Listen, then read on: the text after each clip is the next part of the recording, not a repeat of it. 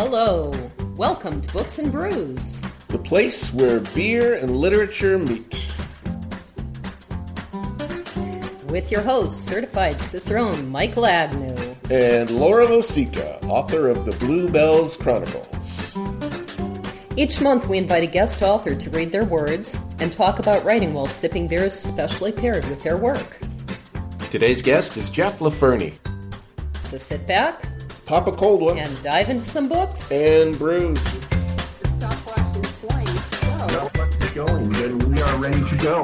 Welcome everybody to episode, what is this now, 29? 28. 28, episode 28 of the 28, and technically it's actually number 38. It's the 28th podcast, but we had 10 before that between the radio station and the place we will not name. And the terrific bookstore. The evil place. Yeah, with the free beers they allowed you to I did love that lady that worked with us, though. that will go down in the annals of Books and Brews history. So, how's your month been? You've been busy. All houses again and stuff.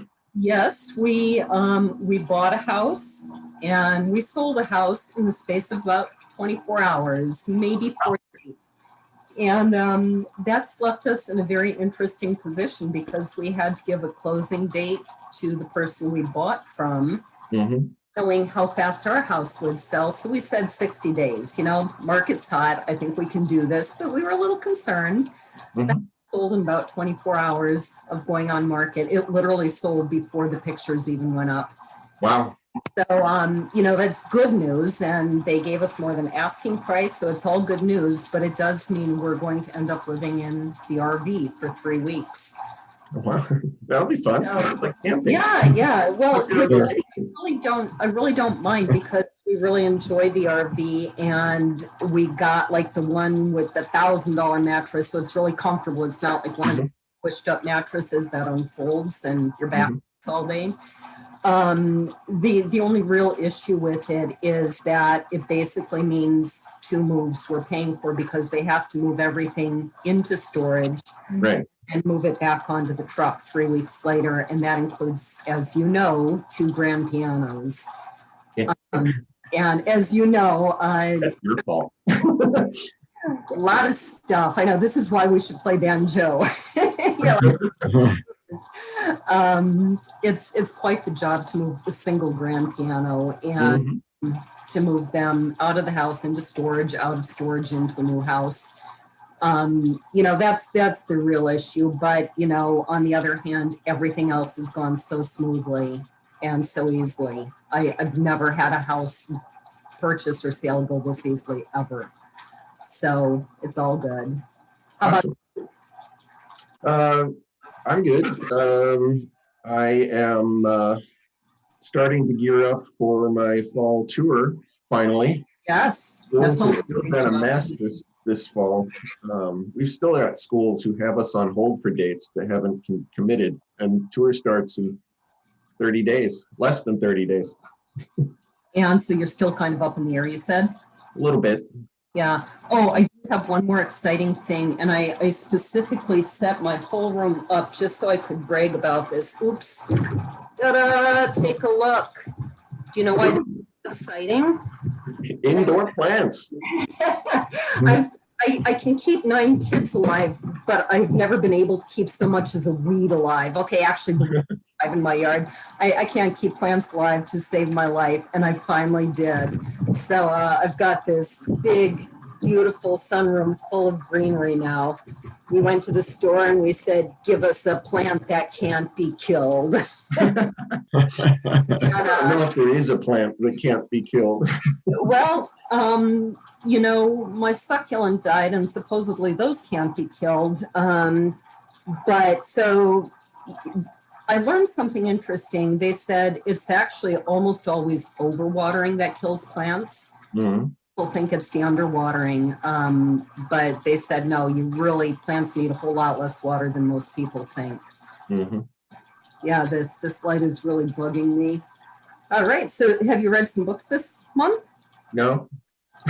Oh, did you finish that last big one that you were reading I last? did finish the A to Z of gender and sexuality. That was Okay. a very good read. Well, you know what? I'm still trying to, I shouldn't say the word slog because that gives the bad name to the book. It's really just because I'm packing so much. I'm still trying to get through 221 BC, which is kind of funny because I half wrote it. But so, you know, I'm packing so much. I'm still trying to keep up with lessons. We've got like half the houses in boxes, probably more than half. We've been listing stuff on Craigslist to sell. So we got rid of the treadmill yesterday, but I also started Jumper by our guest today. So I've actually had, Jeff, I've had a few of your books sitting in my Kindle Read for, probably since maybe about the time we met up in Tennessee. When was that? Was that like 6 months ago? It was in the early spring, I think. Okay, so I guess not that long. That was probably on our way home from Florida. That's right. Time's losing all meaning to me. Yeah, but I've It had, was I've had appropriate your for the books. books we're going to read today. Well, and it was, you know, I like to try and read more than just the readings we get because it puts a lot of things in perspective and it gives me a lot more interesting questions to ask the author. So I did start Jumper and, you know, again, I've had these on my Kindle app on my laptop for months and I kind of forget that I even have that app. And like I said, I'm scrambling to keep up with editing and packing and a million other things. So I don't have enough time to read, which is sad. But I have one question for you, Laura, regarding my banjo lessons. uh-huh. So you as a music teacher, perhaps you can say if this is a common thing. So, you know, I'm a performer by trade. I make a living doing things in front of people, and I'm really comfortable doing things in front of people. And I practice my banjo, the things he gives me to work on in my office. I can play them beautifully. I sit down in front of him and everything falls apart. Yeah, it really is very normal. And I have an interesting story about that. You know, that trombone was my main instrument. Mm-hmm. And I play all these other things kind of secondarily or, you know, tertiarily, whatever. But what I found when I was like in college and even out of college, playing more semi-professionally, I would get so nervous if I had a trombone solo. Like this is the instrument I was really, really good at, a degree in music on it. And then I'd mess up because I was nervous. But if I was playing my flute, yeah, I didn't care. I was like, so what if I make a mistake? It's not my main instrument. And so I would this. But I do find that too, you know, in my students, it happens all the time. And even sometimes if I'm playing in front of a student, I'm like, man, I'm a teacher, I have to be perfect. And then the pressure's on, you know? Yeah, also, it's really frustrating. So I can play this a whole lot better than I just do. And you say that to him and he's like, yep, I believe you. And you're like, do you really? No, he does. He believes me. Yeah, well, I'm sure he does but I think my students question if I really believe it because I'll say, I know, you know, it even happens to me. If I go take a lesson with someone, I can almost guarantee I'd screw up something I'd played perfectly 1,000 times. So who's our guest today? Well, our guest today is someone I have been friends with on Facebook for what, like 10 years now, Jeff? Probably pretty close to that, yes. It's, yeah, since very close to the time I joined Facebook, and actually since very close to the time I published my first book, which has been actually 12 years. So I bet we've been friends for 10 or 11 years. So for our listeners, our 51 million, Jeff LaFerney was the full-time language arts teacher in Davison, Michigan for 30 years. After coaching basketball for most of his career, he decided to write books instead and took on his new hobby. Now he spends his free time reading, writing, and editing books. He and his beautiful wife have 2 adult children. His Clay and Tanner Thomas series focuses on a father and son team who use parapsychological abilities to solve mysteries. Jumper is a time travel science fiction adventure, which of course appeals to me. Lost and Found is a unique mystery/treasure hunt with ties to World War II history. His latest, Plainer, is the sequel to Jumper, his best-selling novel. He keeps a blog called Red Pen, where he usually infuses humor to share about himself or to give his inspiration or writing tips. And I like that you said usually. Usually. Do you have those days where it's like this just not funny? Yeah. Or I pick a serious topic or whatever. But yeah, like I tend to have a better sense of humor writing than I do in real life. That is so funny because when I've met you, like you don't seem dour, but you do seem a little bit more on the serious side. And then I started reading the beginning of what's the one where Lost and Found. I started reading the beginning of that too the reading actually, and I was dying laughing. That was hilarious. With the grandpa. Mm-hmm. Mm-hmm. Yeah. Yeah. So I think we're ready for the first beer. Okay, ready for the first beer. Let me just make sure, absolutely sure, that I've got the reading in the right order so that I don't open the wrong beer. So the first one we're doing is the Visit to the Parapsychologist. Yes. Loving the rain. Good. Then I've got the right beer. So All right. The first beer is Union Jack IPA from Firestone Walker Brewing. Lovely. Oh, you found it. Good. I did. I found all three. So this is just a old school classic American IPA. So citrusy hops, nice grainy, slightly toppy malt, huge flavor. You're gonna hate it, Laura, but it is a really, really good beer. He said, these are IPAs. You're going to hate them. The reason I went with this one, there was one quote in this reading that stood out to me as the thing to latch onto for the pairing, and that was the doctor talking about people with powers don't have like supernatural powers. It's that some brains work better than others. Mm-hmm. And I thought, some beers work better than others. Somewhat. That I think is especially true in terms of IPAs, because right now everything is an IPA. And if you go to the store, you can't find anything but IPAs practically. And many of them are just sort of, they're okay. They're not great. So Firestone Walker Union Jack just works better than the other IPAs. And you like it. I love this beer. This is a great IPA. You like it? Cheers. I haven't tried it yet. Okay. Had to cheers us.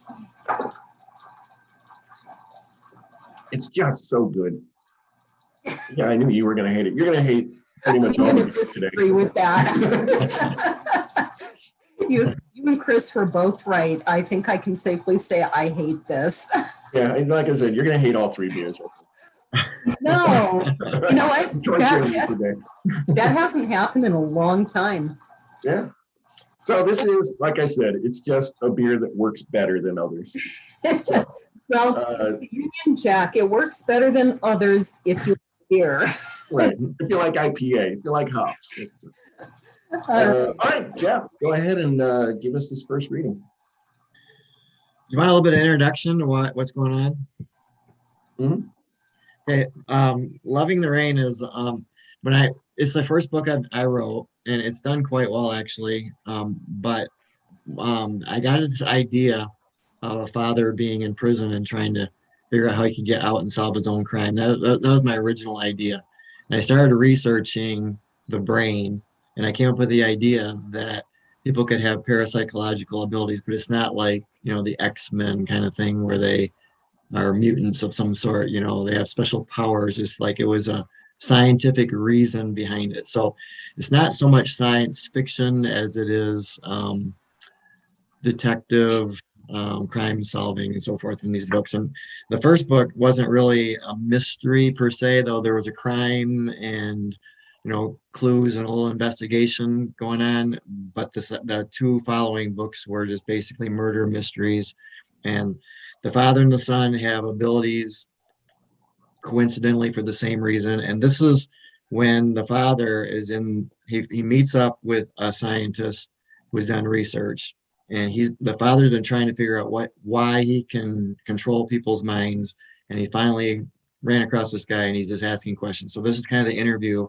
It's actually kind of late in the book, but I thought since that's kind of the main part of these two characters, their parapsychological abilities, I'd read this scene. So I'm going to skip a little bit of it. And he gets into the office and he says, Clay is the first speaker. He's the main character. He says, I hope I'm not wasting your time, and mine as well for that matter, but I have some questions. As I told you on the phone, I stumbled upon your name while doing an internet search. Yes, I recall, he said. May I ask what exactly you do as the head of a parapsychological laboratory?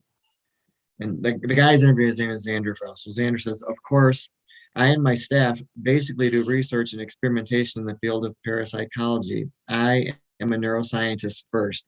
I'm hired by the university, but occasionally I've earned government grants to do studies in the field of neuroscience or any of its related subfields, which parapsychology is one. So you're a believer in people having mental powers, Clay asked. As a scientist, I would never accept the idea of parapsychology by faith alone, a believer, as you say. These mental powers that you suggest would have to have scientific substance for me to be a believer. Have you discovered people with mind powers in your research, Clay asked? Of course. Many? No, not many. And usually those with, quote, powers have raised more questions than answers. I work under the assumption that there's a scientific, identifiable medical reason that a person exhibits parapsychological powers, but I've yet to come across anyone who has strong enough powers to prove any of my theories. Several are simply mentalists, like in a TV show.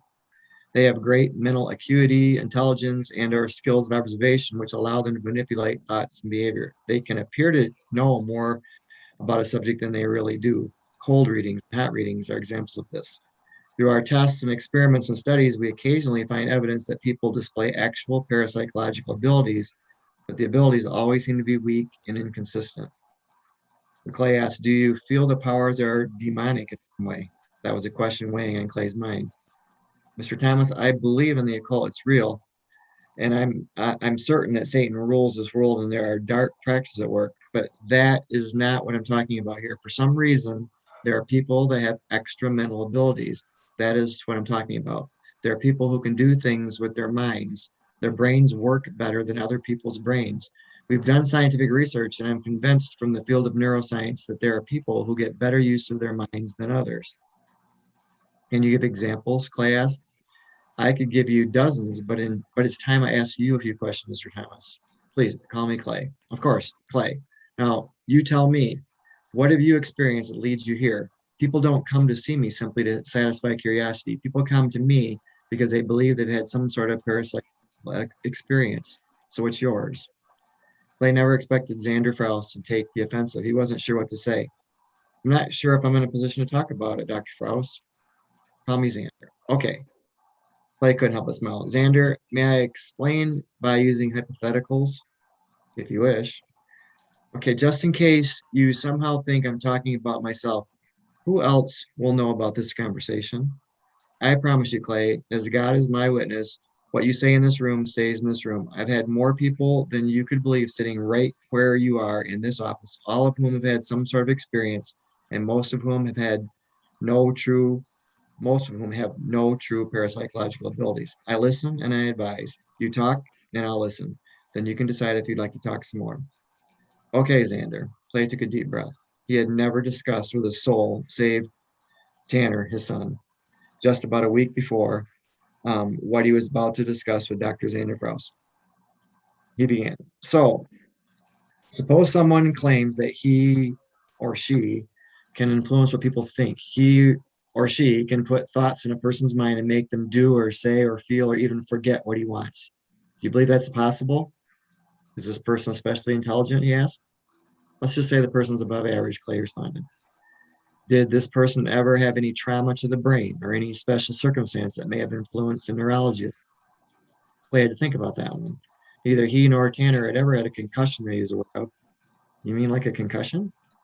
Possibly, but more likely a neck or spinal injury or something like a period of time where the brain was starved of oxygen, like a strangulation and resuscitation.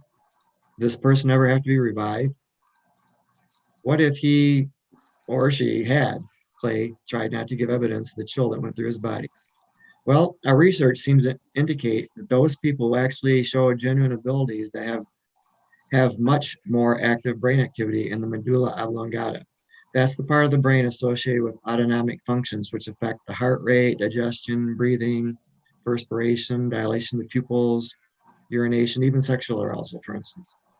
Whereas most of its actions are involuntary, some, such as breathing, work in tandem with the conscious mind.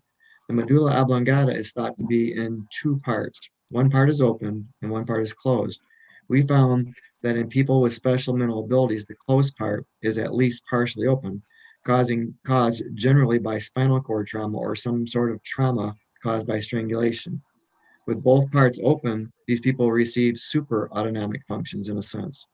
As I said, most autonomic functions are involuntary, but some, like breathing, can be conscious or unconscious. A person can make himself stop breathing or blink or hold his urine, for instance. Our research seems to indicate that persons with special mental abilities are getting additional sensory information through the medulla oblongata, those super autonomic functions I mentioned. Their brains are inputting data that mine isn't. But the kicker is they are somehow able to control that input. They can control objects or control thoughts of others or control what thoughts they can read, for instance. The control is what makes them special. So, did this person ever have a spinal trauma or strangulation? Clay was dumbfounded. He didn't even know what to say. He decided to take a leap of faith and confide in the man. Forget the hypotheticals, Xander. Both my son and I almost died at childbirth. In both instances, we were strangled by our own umbilical cords and emergency resuscitation was needed. In both cases, we almost died. And in both cases, our lives were saved, but parents were warned of possible brain damage. Thankfully, there was no brain damage. Instead, we both have above average intelligence, like I said. But are you suggesting that our unusual childbirths may have caused abnormalities in our medulla oblongatas? Xander responded, I haven't suggested any such thing. We'd have to have an MRI to see if there are any irregularities. And I don't know of any parapsychological abilities in either you or your son. Are you suggesting you have some? Without question, Doc, we both have mind control powers. That's the section I chose to read from that book. So you gave, I found this almost funny. When I opened Plainer, you gave a very, very, very strong disclaimer at the beginning of Plainer, your second book, that this is only fiction. It's not an agenda. It's not, it's just pure fiction. It's just a story. What prompted that? Did you get like criticism or, a bunch of people thinking that you were not writing fiction? Well, I sell books in public a lot, and you get some of the strangest interactions with people. And some people will tell me that, like I'll tell them, I try not to tell much about the book because some people over talk about their books. But when I tell them that the characters have parapsychological abilities, I've had people literally go, oh, that's not real. That can't happen. And they're like mad at me because I put it in my book, and it's like, I know it's not real. I made it up. That's why it's called fiction. Yeah. It's funny. And it really makes you wonder what's going on in their minds. And like, if you don't want to read a book about something that isn't real, then don't. I always say, like you watch superhero movies. That's not real. People, billions of people that watch Harry Potter. That's not real. I just made it up. A bit of feedback we've gotten from our shows on college campuses is that students these days have a hard time discerning between reality and fiction. That's scary. Yeah. No less. That's really scary. We're unfortunately really close to running out of time in this segment, so I don't get to ask you all the questions I wanted to. But I am really interested in this one. You do bring faith and spiritual realms into your books, but at the same time, I wouldn't call these Christian books at all because, for instance, the character we're going to meet, Cole, we first see him doing, what is it called? Cage fighting, right? Cage fighting. And he's gonna, dislocate someone's jaw. I think he gets hit on by a couple of prostitutes. And then you've got this angel in the room whose job it is to take care of him and get him doing what he needs to do to save the world or whatever. And she, I quote, is placing bets at a cage fight with, I quote, a giddy radiance to her angelic face. A lot of people don't want to mix these very real, gritty characters with, say, angels and discussion of faith or spirituality. Why did you go that route? Well, it goes almost back to Loving the Rain. When I first wrote the book, it was one of those things like I was sure I could do it, but I didn't know what to write about. And so I settled into writing about some things that I was comfortable with. So like the characters, the father and the son are in a lot of ways like me and my son, and the setting is That was near. actually one of my questions I wanted to ask. Yeah, the setting is near where we live. So you answered it. The first book has a lot of sports in it because that was my comfort zone. And so, but I'm a Christian, and so this just comes out in my books. And one of my favorite books, you're talking about Jumper, one of my favorite books of all time are the This Present Darkness and Piercing the Darkness. You're frozen. Am I frozen here? Can you hear me? Yeah, now I can hear you. Right. I just sent Michael a text that you're both freezing up, and I'm getting that my internet connection is unstable, so it's probably on my end. Yeah, it's got to be. I was just saying that it's on my end. I was just saying that this is part of who I am, and so the spiritual aspect is just I just have to include it because it's how I think, what I believe, and then go ahead. That appeals to me because to me, I see books that are either very Christian where, everybody goes, I'm saved, and they're now perfect and their lives are great, or it's totally secular. And I think, most people think about spiritual things, even if you're an atheist, you have reasons for thinking that you're thinking about these things. And so I like that, where it mixes, that most people really do think about both aspects of the world, whether they have to reject, it doesn't matter, they're thinking about it. Now, they're not preachy in any way, they're just, like Clay in Loving the Rain, he deals with a conscience issue throughout the entire book because he thinks it's wrong to manipulate people, but he can, and he has, and so he feels guilty about it, and he spends the rest of his life trying not to manipulate people, which causes problems in his life also. So there's a lot of internal struggle with him. And he's a good person. I think we're ready for beer number 2. Okay, beer number 2, another one that you're going to hate, Laura, but I want you to do something for me with this one. I saw that you have 2 glasses in front of you. I want you to pour a little bit of this one and a little bit of the first one. Okay. Because they're both IPAs, just different styles of IPA, and I want you to notice the difference between the 2. Okay, so you want me to compare them side by side. Which one is the second one? Foggy Geezer. Foggy Geezer, okay. So, approaching the second reading, I had an idea for a pairing. So it starts off with, what was the last thing that one of the main characters ate? It was grilled cheese sandwiches and barbecue Fritos. And I was thinking, what would I pair to that? So I had a pairing all set to go, and I had actually put the beer in my basket at the store. And then I'm just looking through, like perusing the shelves, looking for something else. And I saw this beer and I was like, no, it's pairing. Why didn't I think of this? So the beer is from War Pigs and 3 Floyds. It's called Foggy Geezer. The reason for this pairing will become apparent when Jeff reads the segment of the story. It is a hazy IPA. It is a New England style IPA, so it's significantly less bitterness and a huge pop of hop flavor and aroma, really tropical and citrus. This is beer I don't even like because I really don't like this style IPA. But so I'm holding them up. I'm going to pass up that pairing to this particular reading. Okay, so I'm picking beer number 2 that you guarantee I'm going to hate, but you want me to compare it to beer number 1. I want you to do a comparison and tell me what do you perceive as the difference. Which one I hate the most? Maybe, yeah. Or which one okay.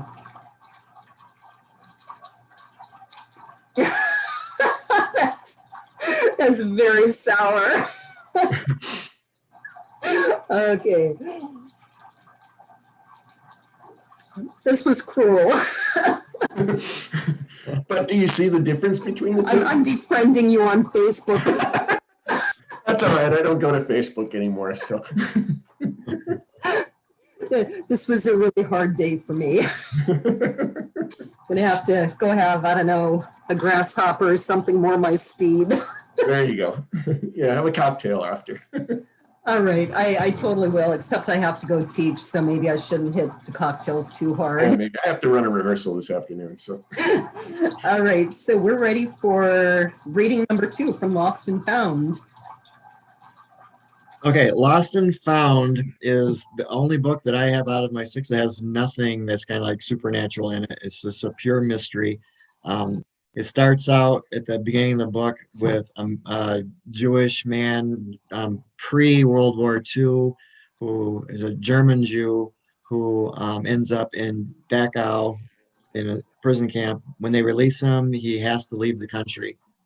And so they put him on a ship, but the Jews are trying to save a lot of their relics and stuff. And so they pack away a lot of their art and so forth with him, and he sneaks it into the United States and goes off to live in Michigan in a town called Frankenmuth, which is a really famous town in Michigan, pretty cool place, and a lot of cool history. So that was the main character in this book. His name is Blake. His grandpa is a character in this book, but the man that came across was Blake's great grandpa. Okay. So I did a little introduction to that historically, and there's a lot of history that ties into this book. And then Blake and his mother have to move into their grandfather's house, and he's pulled off his high school basketball team, moves into a new town, and moves into this house with his grandpa who has dementia now. And this is one of the first conversations that they have after he moved into the house. So 2 hours later, after eating 3 grilled cheese sandwiches and almost a full bag of barbecue Fritos, Blake had managed to arrange his things in his new bedroom where he collapsed onto the bed. Less than 24 hours before, he had his 11th ranked Clarkston basketball team. He led them to a come-from-behind victory over Bloomfield Hills. He lay on his back and shot a spinning shot over his head, letting it settle back into his shooting hand. The ball, signed by each of his teammates, was a parting gift from his coach. Blake was an honorable mention All-State player his junior year, yet apparently Frankenmuth's coach saw no reason to add Blake to his team to finish out his senior season. It looked as if Blake's basketball career had ended. In addition to being at a new school, not on the basketball team, his father was now deployed in Kuwait, and he had to help take care of a grandfather who couldn't remember to get dressed. It was going to be a horrible senior year. His bedroom door opened as another shot floated toward the ceiling and fell again perfectly into his right hand. "Can we talk, Blake?" His grandfather stood in the doorway, dressed in khakis, his face smooth from a shave and his gray hair combed into place. He didn't look like the lost man in the picture window any longer. "Sure, Grandpa."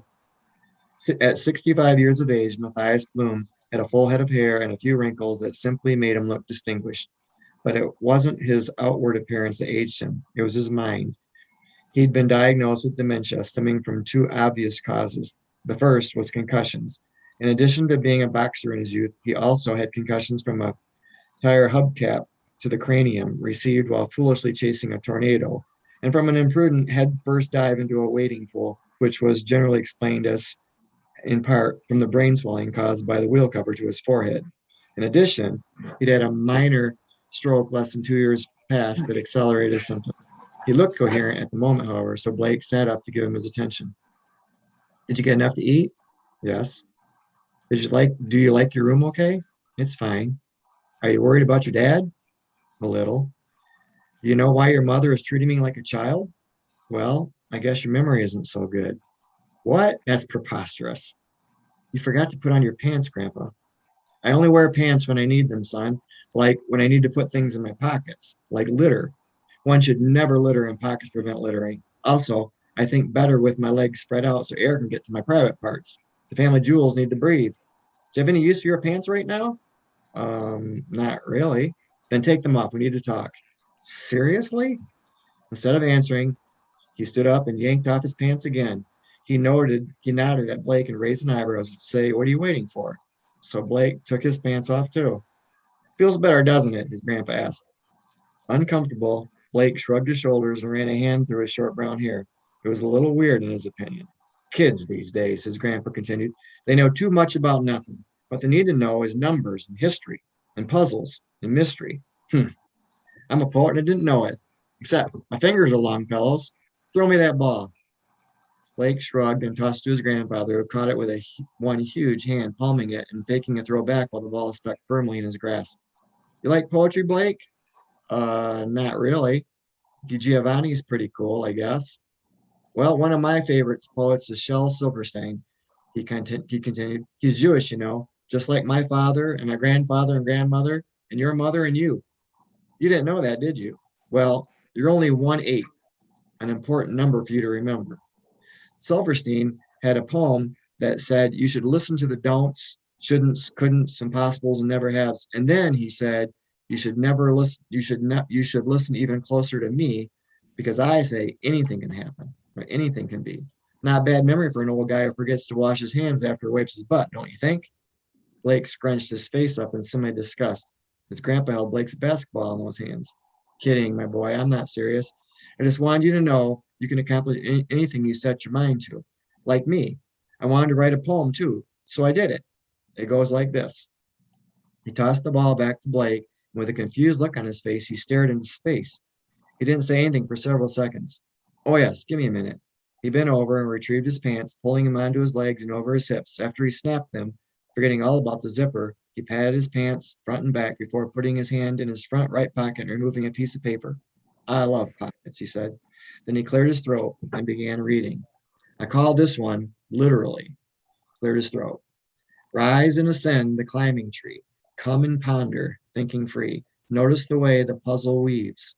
Connect branches up through the leaves. The crooks and knots of the climbing tree, sprouting nails as signs for thee. So come and think and know your history, the only way to solve the mystery. The king's star is what you'll see, and in the center is the key. Blake tilted his head as he looked at his grandpa, confusion in his face. I know, it's kind of cryptic, but it's the best I can do.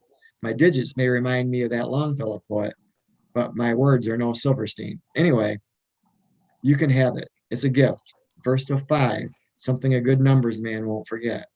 He patted his pockets again as if wondering what to do next, his fly wide open and his face one of confusion. He looked back to Blake and said, What are you doing here again? And why are you sitting there in your underwear? You should put on some pants. And he walked out of the room. I love this grandfather. Yeah, have you ever seen the movie Secondhand Lions? Yes. He reminds me of the two old guys in Secondhand Lions. I found myself wondering, does he really have dementia, or is he yanking Blake's leg, almost literally? I want to say something about this reading. So this whole I'm a poet but didn't know it Longfellow thing, it's totally my dad joke. I hadn't thought about that in who knows how long, and all of a sudden it's like my dad rushing down. Here's your dad. My kids and I say that all the time. Not the Longfellow thing, but we'll rhyme accidentally or something. We'll always say that. So you have a very detailed list at the end of this book, Lost and Found, of what is historical in the book and what's fiction. And your books are somewhat geared toward young adult, aren't they? Yes. Well, I taught 8th grade English, and so it was kind of being that teacher to that group that kind of inspired me a little bit to write. And I wanted to make sure that anything that I wrote, they could read. So, yes. Right. Although, I started reading it, and I think these books would be perfectly enjoyable to any adult, too. They definitely feel like they are written for young adults, but they're enjoyable stories as far into them as I've gotten. But my question was, do you find with that detailed a list, is it because that you're finding kids that age don't really know that much about World War II? That really wasn't the purpose that I put that, but I think it's true. Kids, they don't know what, as much. But it was interesting because as I did this book, there were so many times that I started researching things, and I would find something, and I go like, well, that just fits into my book.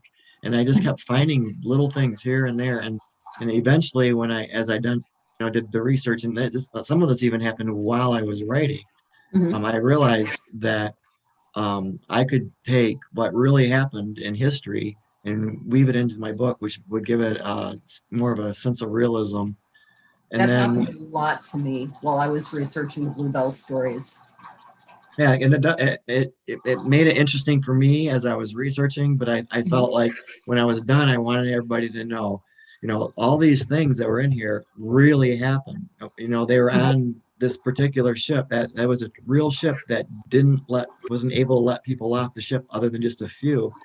Mhm. My character wasn't on the ship, so that was fake, but the ship was real. And the paintings and the art, Hitler was trying to confiscate the art, and the Jews had to try to Yeah, find ways to save their history.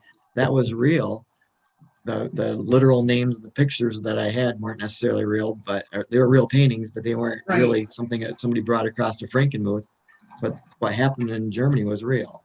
Right. And I think this is what's so wonderful about historical fiction is it teaches us things that I found history class so incredibly boring, but you read a book and it comes to life.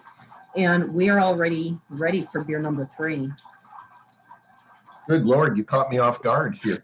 I was Well, muted. I had to unmute. definitely. One thing I noticed was that you picked all 3 cans, and I'm not sure that's ever happened before. Maybe not. I don't know. Usually there's at least 1 bottle. Yeah.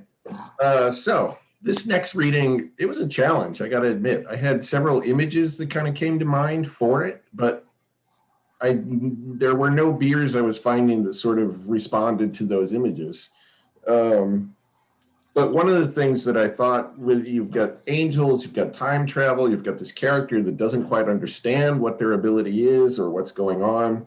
You've got this magical wire / whatever, slinky, whatever it is. So there is kind of a sense of wonder to this reading. And so I went with a beer from Bauhaus Brew Labs in Minneapolis called Wonderstuff, the stuff of wonder. It is a Pilsner, German-style Pilsner, simple, straightforward, grainy malt, floral, peppery hops, moderate to high bitterness. It's a really good German Pilsner. This Love one it. will be the most likely for you to like, Laura, but I still think Okay. you're going to not like it. Okay. This is the one that tastes like, quote, beer. It tastes like beer. Beer in quotes. To me, this tastes like beer, and this is the whole reason I never liked beer to begin with. All 3 of these taste like beer. All these years, you've been slowly convincing me that there are an awful lot of good beers out here. But No, there are an awful lot of good beers out there. It's well, just there are. I should have said it like that. There are. It's the But bitter you don't like, and all 3 of these beers are relatively bitter. mm, Maybe Yeah. you're a super taster. it's exactly this sort of thing that kept me on the straight and narrow in college. I was like, why am I going to go to a frat party and get drunk on something I can't stand the taste of? Well, I love Pilsners, so this is a good one for me. Well, I'll have to just pack these 3 cans up and send them your way. All right. I will not be finishing them. So we're ready for reading number 3.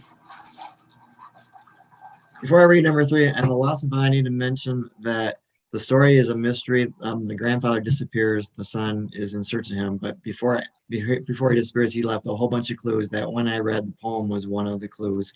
He left him several clues, and then he uses it as to find his grandfather, but he ends up in a treasure hunt. This book, Jumper, is probably the book that I wanted to write the most of all the books I've written. It was in my head for the longest. I had a hard time getting permission to write it because I had a publisher.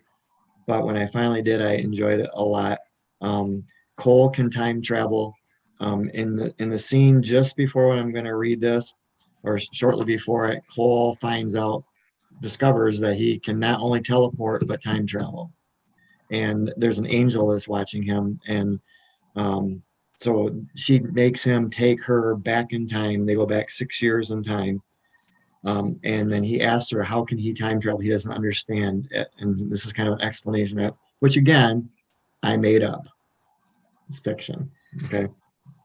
Parisa and Cole travel together forward in time. I guess, I'm sorry, they went forward in time. to the college bike shop, a motorcycle dealership in Lansing, Michigan, on the day of the high school fight. You have $5,000 in your pocket, she said. Cole patted the pocket with the money, remembering his fight winnings were there.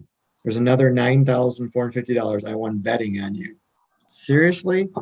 You knew I was going to win, didn't you? Of course. You're Cole Flint, and the other guy was an overconfident, steroided up, muscle-bound ape. Money in the bank, if you ask me. So I walk in, pay cash, and ride off to the wild blue yonder, fleeing the law for the rest of my life. He's there to buy a motorcycle, which is on the cover. After he finds out he can time travel. Pretty much, pick a ride you're happy with and go off and practice jumping, teleporting. Here's a picture of the Church of Moses on Mount Nebo so you can visualize it when the time is right. When I let you know, you have to rescue the girl. She hands him another picture.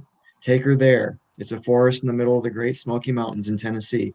It's there that you'll protect her and prepare her however you can for the time she's needed most. Prepare her how? To fight, survive, to know herself, to believe in herself. You have your work cut out for you, she declared with another easy smile. How will I recognize her? Here's her picture, Cole, but you'll recognize her because she'll be the frightened girl with armed soldiers closing in. Get her out of danger immediately. Cole studied the picture. She was an attractive but ordinary-looking teenager, petting what looked like a tiny teddy bear, though he guessed it was some sort of dog. Whatever would make her something special wasn't obvious in the picture, but he figured there must be something, or there would be no reason to protect her. She'll be safe in the mountains? Maybe, maybe not. There will be people searching for her, and there are spiritual forces at work as well, likely finding her eventually. But you can take her anywhere, and you can take her anytime. There's no one better equipped to protect her. She hesitated, noticing curiosity in Cole's face. What is it? This is a lot to take in, even to believe. How is it possible, Cole asked. Time on Earth is perceived linearly, but that's not how time really works. Then how does it work? If all I have to do is picture where and when I'm going, I want to be able to visualize how it works too. Teresa smiled and stretched out a wire. Where it came from was a mystery. Do you recall how people once thought the world was flat? Cole nodded.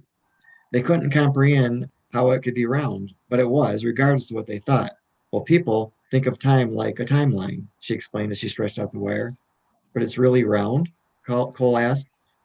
With a hand on the end, somehow Teresa fashioned the straight wire into a perfect circle. Like this? She asked Cole. Yeah. No beginning, no end. It sort of makes sense to me. Teresa giggled. Well, that's not how it works, Cole. With a quick couple of twists in her hand, the wire formed into a coiled spring. This is more like it is. No beginning or end, but all time is piled on top of each other. In the spiritual realms, past, present, and future all happening at the same time.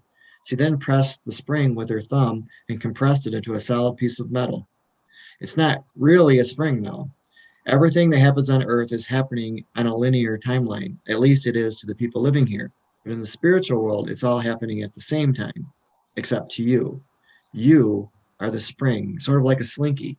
You rise out of time, stretch in whatever direction or time you want, and then settle back into the metal. As she spoke, the slinky she mentioned rose out of the metal and dropped back into the visual aid, theoretically into a different time or place. I don't know how you're doing that, but thanks for the visual. You're going to give me the magic wire in case I have to explain things to the Wonder Girl? What wire, Cole? There's no wire, she said as she held up her empty hands. I know you have questions, but I need to say goodbye for now. I sense your anxiety and sadness.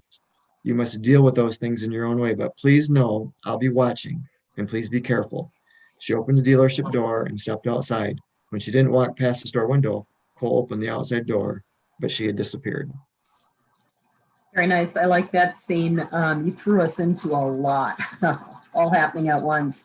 I'm curious, just as you did research on possible scientific explanations for parapsychological abilities, did you research scientific theories on time travel? Oh, I watched movies, I read books, I read articles. I found all sorts of, quote, rules for time travel.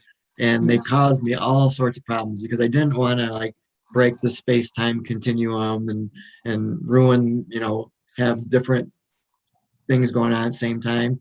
But I couldn't get my story that way. And one time I was complaining about that to my wife, and she said, Jeff, it's fiction. do what you want to do. And it's true, because all the time travel stories are all different. They all have things that are not, it's not possible. I want it to seem possible, but it's not possible. Right. Well, I found it interesting because, obviously my books are time travel too, which is, I think, part of why you like my books and I like yours. Yeah. We both like time travel. But I did dig into like Einstein. It was absolutely fascinating that there are scientists out there who believe it's at least theoretically possible. And so I was going to ask you which of those you favored, but it sounds like you're more of the mind that it really isn't possible. Well, like I read string theory. That was hard to understand. I read all that stuff. And, most of them will say like, you can't time travel into the future because you need some sort of a time machine, which doesn't exist yet. So you can't time travel into the future. You can only time travel to the past. I wanted to go into the future. So that was the problem that I had, is I needed to go to the future once in a while. But I don't know if it's real or not. I believe in, like, we mentioned that, I mentioned these angels and time, the way they see it. If God is, able to be everywhere at once, he can see the future, he knows everything, then actually, maybe time travel is possible. Right. One of the first time travel stories in the 1800s actually did involve an angel taking messages back and forth across time. But when I was doing my research, I found that even in the 1100s, you had stories like the story of King Hurla, who goes into the Troll King's cavern to attend his wedding as they promised each other, blah, blah, blah. And he comes out 300 years later. So, even going back centuries, there is this concept that maybe time isn't just this straight continuum like we think it is, because that's going back 800-900 years. So something that really jumped out at me when I started reading Jumper from the beginning is you do a really good job of dropping these little breadcrumbs that I, as a reader, want to follow. And so, for instance, before this scene, there's a scene where three angels meet and they're discussing Cole and the girl he's going to protect. And you drop in a mention of this brown bear wandering in the valley below them. Well, I'm currently moving to 30 wooded acres. I'm scared to death of being eaten by a bear. So bears are on my mind. And my first thought was, I don't think that kind of bear lives where you said it does. And, I didn't think much of it. But then they start discussing how they've been moving this bear around. And it seems to do well wherever they put it. And I was instantly, wow, I need to find out why angels are moving a bear around and why they want this bear to meet this girl. Because, as I said, I'm very much of the mind that bears eat people all the time. So enjoy books and brews while you can, because, it's a matter of time. I'm going to get eaten. But is this something that came naturally to you, to drop these little bits and pieces that make the reader go, wait, what's that all about?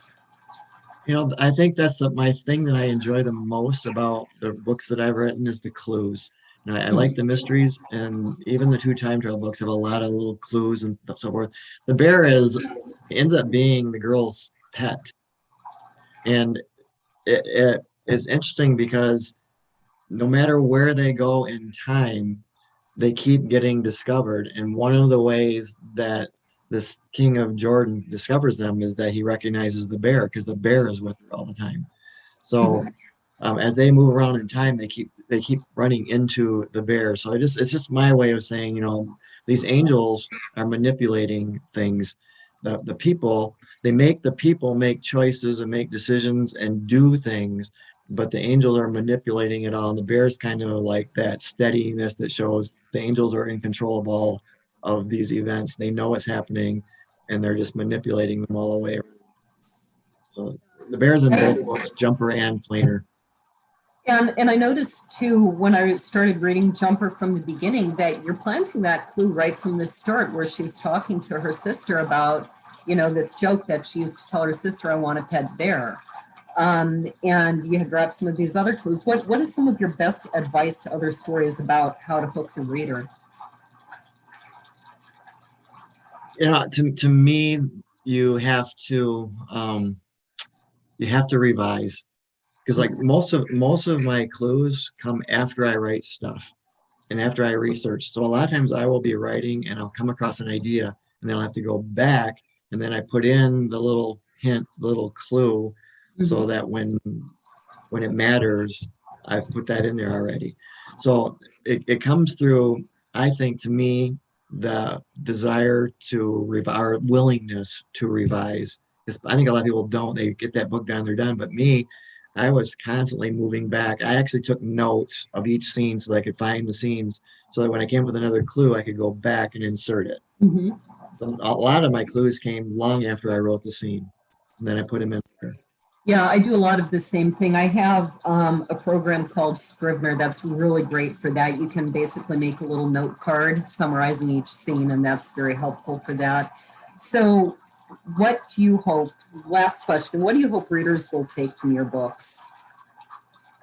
Well, I want them to enjoy reading. And again, as a junior high teacher, I wanted my kids to read. And so I wrote books that I thought they would enjoy. I think a lot of people say, I don't have time to read, or I don't enjoy reading, and they don't know what they're talking about.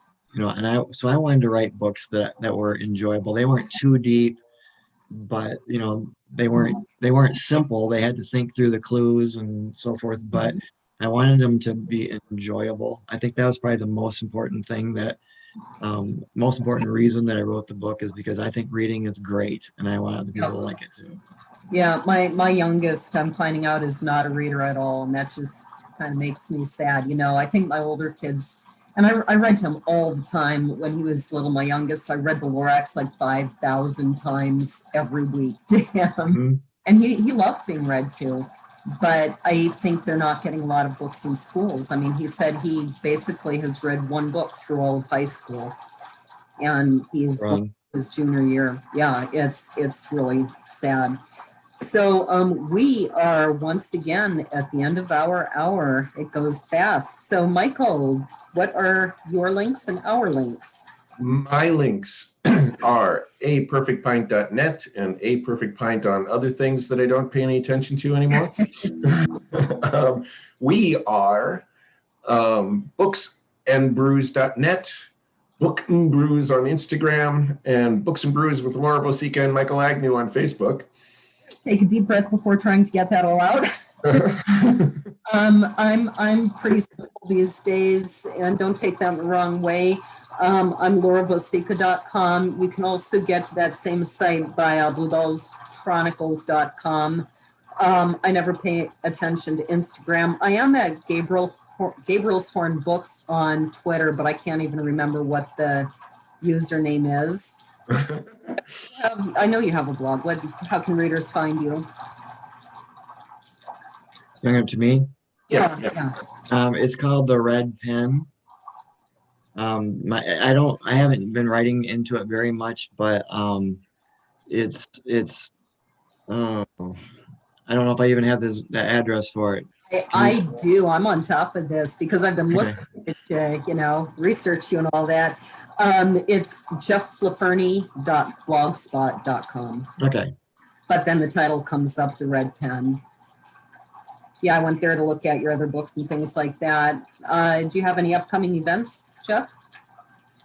I live in Crossville, Tennessee. I'm doing a couple of just craft shows where I'm selling my books. One at Labor Day at Fairfield Glade, and one at the Strawberry. I think it's a Strawberry Festival in early September. Okay, great. Michael, you? Of course not. Of course not. My upcoming event is online. I'm going to be the very first author to do J.B. Favor's book review program that she just started called Look Who's Famous. So she has two programs. One is Meet the Author, and that's for kind of people who are newer to publishing and writing. And then she's put me as the first one for Look Who's Famous. Wow, so, you're famous. I am. I can legitimately say there are people around the world who know who I am. That's true. I had a guy in South Africa who was a huge fan of my books, and so I chat with him now and again. And I heard from his daughter because he died, and she found a note from me. I think he'd won a prize or something like that. Wow. And then I had a friend in Scotland too that I used to go see sometimes because she knew me from my books.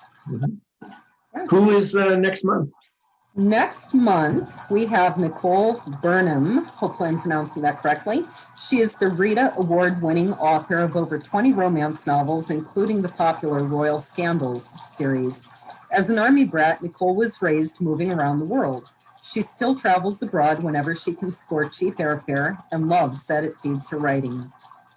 If Nicole isn't at her keyboard, she is happiest spending time at Fenway Park or trail running. So she's from Boston. All right.